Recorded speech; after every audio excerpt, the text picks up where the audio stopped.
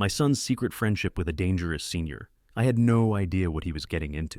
It was a regular Tuesday evening when I overheard my 14-year-old son, Jake, as talking on the phone. He was laughing, having what seemed like a casual conversation. But what caught me off guard was the person on the other end. It wasn't his usual group of friends. No, this voice was older, much older. My gut instinct told me something wasn't right, but I brushed it off. After all, kids talk to people we don't know all the time, right? But little did I know that conversation would set off a chain of events that would unravel everything I thought I knew about my son's life and the dangerous friendship he had formed with someone much older than him. Before we jump into today's video, I need your help. We've noticed the channel is losing some traction, and subscribing is one of the best ways you can support us. It's quick, free, and it helps us keep bringing you awesome content. Your support means the world. Let's keep this channel growing together. Thanks so much. Now let's start the video. I didn't think much of it at first. Kids are kids, right? They talk to all kinds of people, and it's normal for a teenager to have friends who are older. But that night, I couldn't shake the feeling that something was off. Jake had always been a good kid, quiet, a little shy, but he had a few close friends, mostly from school. But this conversation, it wasn't like any other he'd had before. The next morning, I decided to bring it up. I tried to sound casual, like it wasn't a big deal, but I needed answers. "Hey Jake," I said, as we were sitting at the kitchen table. "Who were you talking to last night?" I didn't recognize the voice. Jake looked up at me, his face turning red almost immediately. Just a friend from school." "A friend?" I asked, trying not to sound suspicious. "What's his name?" "Just a senior. He's in 12th grade, Jake said quickly, his eyes darting toward the window. "A senior?" My heart skipped a beat. I tried to mask my concern with a smile, but I could feel my stomach tightening. "That's a little strange, don't you think? You're only in 9th grade. Why are you talking to someone that much older than you?" Jake shifted uncomfortably. "Mom, it's nothing. He's cool. Just someone I met through a few mutual friends." I wanted to press him further, but I could tell he was getting defensive. I didn't want to push too hard. He was a teenager, and I knew that could backfire. So I dropped it, telling myself that maybe I was just being overly cautious. But deep down, something still didn't sit right with me. The following week, I noticed more and more of Jake's time was being spent on his phone. He'd lock himself in his room, sometimes for hours, and I barely saw him. When I did, he was distracted, constantly checking his messages or texting someone. I tried to ignore it, but the gut feeling that something wasn't right kept growing. One afternoon, I had a rare moment alone in the house. I'd been cleaning up when I spotted Jake's phone on the kitchen counter. Normally, I wouldn't snoop, but that day, my curiosity got the best of me. I picked it up and unlocked it, figuring I could just check his texts for peace of mind. What I saw made my heart race. The messages weren't the usual back and forth about schoolwork or friends. They were different. Jake had been texting this senior almost nonstop, and the tone of their conversations was unsettling. It wasn't just casual chatting, it was coded, cryptic, like they were making plans. But the most chilling part was what I found at the very bottom of the thread. "I'll be there tonight, just like we talked about. Remember, no one can know. I've got your back." My breath caught in my throat. What in the world were they talking about? Why was Jake keeping secrets like this? And why was he so invested in this older person's plans? I sat down, the phone still in my hand, and felt a rising panic. I had to find out what Jake was getting involved in, but I also knew that pushing him too hard could make him shut me out. It was a delicate balance I didn't know how to navigate. That evening, I waited for Jake to come home from school. My mind was racing. What was going on? Who was this senior, and why did Jake trust him so much? I knew my son, and I knew when he was hiding something. But what could it be? I decided to confront him, hoping to get some answers.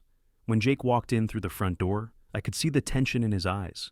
He wasn't his usual self. He was nervous, almost like he knew what I was about to ask.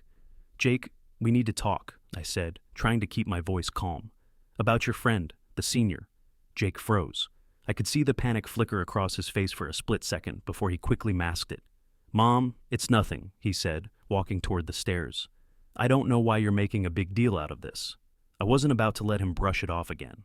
"Jake, I found your phone, and I read the messages." He stopped dead in his tracks, his body stiffened. He looked at me, and for the first time, I saw genuine fear in his eyes. "Mom, please, you don't understand." "Then make me understand, Jake.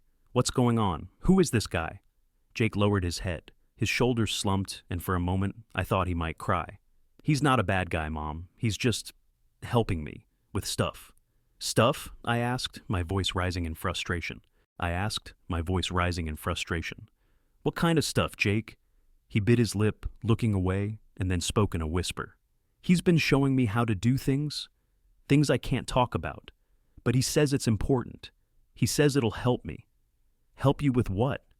I was barely holding it together. I could feel the tears welling up, but I fought them back. Jake, I need you to tell me. I'm your mom. I have to know what's going on. He shook his head slowly, unable to meet my gaze. I can't tell you, Mom. Not yet. I'm not ready. I could feel my frustration growing.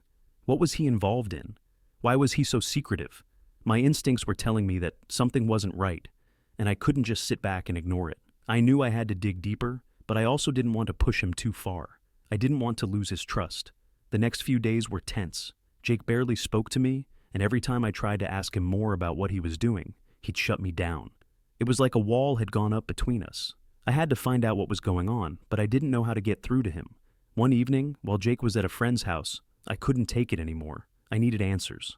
I went back to his room and sat down at his desk, staring at his laptop. It was open, but the screen was locked. But I knew Jake's password. He'd told me once when he asked me to help with something. My heart raced as I typed it in, and the screen flickered to life. What I found sent a chill down my spine. It wasn't just the messages from the senior I'd seen before. It was a whole series of plans, detailed out with dates, locations, and times. This wasn't some harmless activity. It was more than that. It was organized. And it seemed like Jake was involved in something much bigger than I had ever imagined. I saw a note that caught my eye. This is our chance to do something big. No one will expect it. Are you ready? I felt like the floor was being ripped out from under me. What had my son gotten himself into? And why hadn't he come to me for help? I was at a crossroads. I had to act fast before things went too far, but I didn't know what the right move was. The next morning, I couldn't sit still. I barely slept, my mind running through the possibilities of what Jake was mixed up in. I had to act, but I was torn. I didn't want to overstep, but at the same time, I knew my son was making decisions that could change his life forever. I had to stop him before it went too far. I waited for Jake to come down for breakfast, but he didn't show up. I knocked on his door, and when he didn't answer, I opened it carefully. Jake was sitting on his bed, staring blankly at his phone. The room was a mess, papers scattered across the floor, books and clothes thrown about. But it wasn't the mess that caught my attention. It was the look on his face. He looked lost. His eyes were distant, like he wasn't even seeing the room around him. It broke my heart to see him like this. I stepped into the room and sat beside him. "Jake," I said softly, "we need to talk. I'm not going to let this go. Whatever you're involved in, I'm here for you. But you have to tell me what's going on. You can't keep shutting me out." He didn't respond at first, but I could see him clenching his fists. His shoulders were tense, and I knew he was fighting himself. Finally, he spoke, his voice barely above a whisper. "I don't want to drag you into this, Mom. But if I don't do this, I don't know what will happen. I'm in too deep." My heart sank. This was bigger than I thought. Whatever it was, Jake was afraid. "Jake," I said gently, "whatever it is, we'll figure it out together. You don't have to do this alone." He turned to me, and for the first time in days, I saw a glimmer of hope in his eyes. "I don't know if I can get out of it now." I could feel my heart pounding in my chest. I wanted to reach out, to take his hand and tell him everything would be okay, but I knew that wasn't enough. I needed to know what he was talking about, and I needed to help him find a way out. "I don't care how deep you are in this, Jake. We'll find a way out. You don't have to do this, okay?" I said, my voice steady but filled with emotion. Jake looked at me, and for a moment, he seemed to break. His face softened, and tears welled up in his eyes. I could see the weight of everything pressing on him. It wasn't just about whatever he had gotten involved in. It was the guilt, the fear that I would be disappointed. "I'm scared, Mom," he finally admitted, his voice cracking. "I don't know who to trust anymore. I don't even know what I'm doing. But I made promises and I can't back out now." I reached out and pulled him into a hug, holding him tightly. "Jake, listen to me. You're my son, and I love you no matter what. Promises don't matter when they put you in danger. I'm here for you. You're not alone. We'll figure this out, together." He clung to me for a moment, and then, almost reluctantly, pulled away. "You don't understand, Mom. These people, they're serious. I'm in too deep. They'll come after me if I try to back out. I don't know what to do." My heart broke for him, He was terrified. And the worst part, I was terrified for him too. I couldn't just sit here and do nothing. I needed to take action. "We'll go to the authorities," I said, my voice firm. "We'll tell them everything, and they'll help you. They can protect you." Jake shook his head vigorously. "No, Mom, I can't. If they find out I went to the police, it'll be over for me. They'll come after us. They'll hurt you." I had to admit, his words stung. I didn't want to put him in further danger, but I knew we had to act fast. "We'll figure something else out, but you don't have to do this alone, Jake. You're my son, and I'll do whatever it takes to keep you safe." Jake sat there, looking at the floor, lost in thought. The weight of the situation was sinking in for both of us. But I wasn't giving up on him. I couldn't.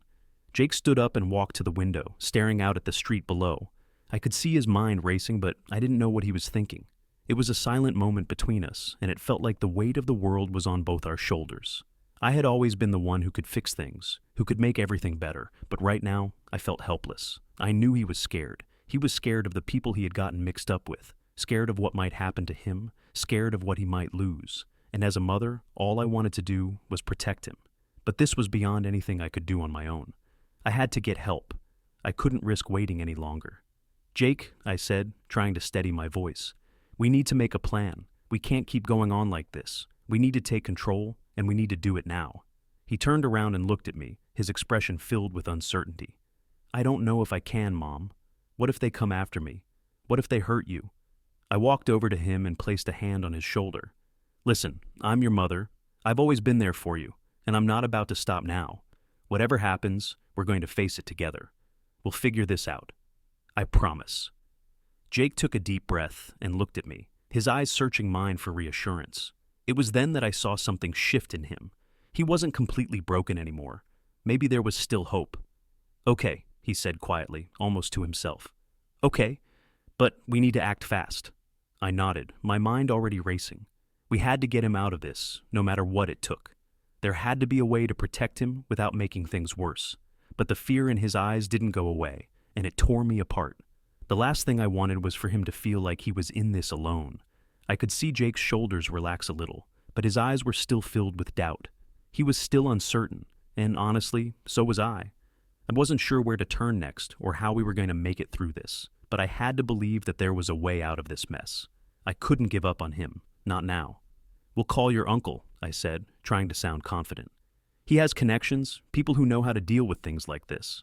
We'll keep you safe. You don't have to keep carrying this burden on your own." Jake looked up at me, his gaze a mix of hesitation and desperation. "But will he help us, Mom? What if it's too late? What if they find out? I'm so tired of running." I could feel the ache in my chest as I realized just how much pain he was in. He wasn't just scared, he was exhausted, physically, mentally, emotionally. This had gone on for far too long, and now I was the one who had to make sure it ended before it was too late. "We'll fight this together," I said, my voice steady despite the fear creeping into my mind. "But you need to trust me, Jake. I need you to let me help you. We'll go to your uncle, and we'll figure it out. No more hiding. It's time to face this head on." Jake sighed deeply, looking down at the floor for a moment, before finally meeting my eyes again. "I don't know if I'm strong enough, Mom. I don't know if I can do it." I put my hand on his cheek, gently lifting his face so he had no choice but to look at me. "You are stronger than you know, Jake. You've been through so much already, but you don't have to do it alone anymore. I'm here. We're going to get through this, and I won't stop until we do." He nodded slowly, the weight of his decision settling on his shoulders. I could see the conflict in his eyes, but there was also a glimmer of hope. It wasn't much, but it was enough for me to believe that we could still turn this around. We spent the next few hours making phone calls and gathering information, trying to put together a plan. I could see Jake becoming more and more nervous, pacing around the room, glancing at the door, as though expecting someone to burst through at any second. I couldn't blame him. He had been living in fear for far too long, always on edge, always looking over his shoulder. But now, we had a plan. We had something to fight for. I could feel the tension in the air as we waited for my brother to call back. My hands were shaking as I held the phone, but I forced myself to stay calm. I couldn't afford to let Jake see me fall apart, not now. He needed me to be strong, to show him that we had a way out. But inside, my heart was racing. Every minute that passed felt like another minute we were running out of time. Finally, the phone rang. It was my brother. I took a deep breath and answered. "Hey, it's me." "Hey sis," my brother's voice came through, calm but serious. "I've been hearing some things, and I think I know who's after Jake. We need to meet. I've got people who can help, but it's going to take everything we have to get this done." I felt a wave of relief rush over me. Finally, we had someone who could help, someone who knew how to deal with people like this. It was the break we needed, but I also knew this wasn't going to be easy. It would take everything we had to pull this off. "Where do we meet?" I asked, trying to keep my voice steady. "Come to the old warehouse on the outskirts of town. I'll explain everything when you get here, but be careful. Don't let anyone see you." I could hear the urgency in his voice, and I knew this wasn't just some casual meeting. Things were about to get real. "Okay, we'll be there," I said, before hanging up the phone. The drive to the warehouse was intense. My hands gripped the steering wheel so tightly that my knuckles were white. I kept glancing at Jake, who was sitting quietly beside me, his face a mixture of fear and anticipation. He was trying to act calm, but I could see the tension in his jaw, the way he was clenching his fists. I wanted to reassure him, to tell him that everything was going to be okay, but I knew better. Things weren't okay, and we both knew it. When we arrived at the warehouse, I couldn't help but feel a sense of dread wash over me. It was dark, the building looming over us like a giant, lifeless structure. There were no lights, no sign of life, just the eerie silence that hung in the air. I parked the car a little distance away, and we both sat in silence for a moment, trying to gather our thoughts. My heart was pounding in my chest. "Are you sure about this?" Jake asked quietly, his voice trembling. I glanced at him, forcing a smile. "We don't have a choice. This is our best shot." Taking a deep breath, I got out of the car and motioned for Jake to follow me. As we walked toward the entrance, I could hear every footstep echoing in the night, each sound magnified in the stillness. My mind was racing. What were we walking into? Who were these people that my brother had spoken of? Would they really be able to help us? Or were we walking into something even worse? We reached the door, and I hesitated for a moment before knocking. The sound felt deafening, each tap on the metal door feeling like it was shaking me to my core. Seconds later, the door creaked open, revealing a shadowy figure standing in the doorway. "Are you ready?" the figure asked in a low voice. Without a word, I nodded. This was it. We were in this together now, and we had to trust that this was the right move. As the door closed behind us, I couldn't help but feel the weight of what we had just stepped into. The room was colder than I expected, and the dim lights flickered overhead, casting long shadows against the concrete walls. The man who had let us in, the one who seemed to be in charge, motioned for us to follow him deeper into the warehouse. We obeyed without question, my every instinct telling me to stay alert. We had no idea who these people were, or what their true motives might be, but right now, they were our only hope. The man led us to a small room at the back, where a few others were gathered. The atmosphere was tense, and the look in their eyes made it clear that they were ready for action. It was a strange mixture of readiness and uncertainty, as if they were waiting for the right moment to spring into action, but unsure of exactly what would come next. "You're safe for now," the man said, "but we need to make sure that this goes according to plan. No room for mistakes." I glanced at Jake. He was standing close to me, his eyes wide as he took in his surroundings. This was nothing like what we had imagined. It wasn't the way we had pictured it in our heads. This was real. This was happening, and there was no turning back. "Are we going to be okay?" Jake whispered to me, his voice shaky, but strong enough for me to hear. I looked him in the eyes, my heart aching for him. He was scared, and I couldn't blame him. We were in too deep now, and there was no way out. "We're going to be fine," I said, my voice more confident than I felt. "We'll get through this, together. I promise." The man who had let us in stepped forward then, his face serious. "All right, it's time. You both need to be prepared. This is going to be tougher than anything you've faced before, but you can do this." I nodded, feeling a small surge of courage. The journey ahead was uncertain, but one thing was clear. We had to keep moving forward. As the door to the room closed behind us, we braced ourselves for whatever came next. Whatever it was, we were in this together.